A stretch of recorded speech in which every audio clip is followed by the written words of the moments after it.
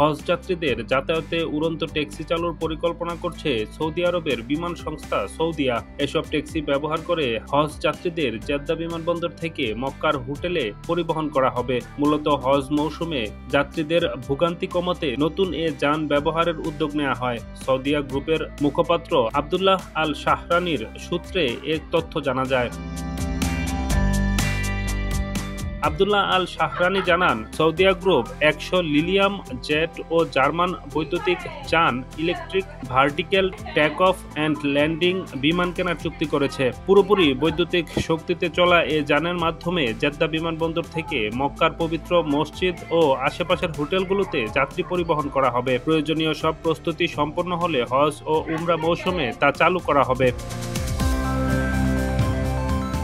তিনি আরও জানান, প্রায় 100 বৈদ্যুতিক বিমান কেনার মাধ্যমে উন্নত পরিষেবা চালু করা হবে এবং বিমানবন্দরের সঙ্গে গন্তব্যস্থলের সংযোগ তৈরি হবে।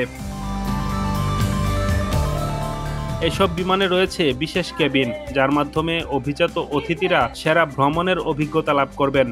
এয়ার ট্যাক্সির উদ্যোগটি বিমান পরিবহন খাতের উন্নয়ন প্রচেষ্টা গুরুত্বপূর্ণ অংশ। তা নির্গমনমুক্ত বিমান চলাচলের মাধ্যমে সৌদি আরবের পর্যটন খাত স্থায়িত্ব রাখতে অবদান রাখবে। ডেস্ক রিপোর্ট, নতুন সময়।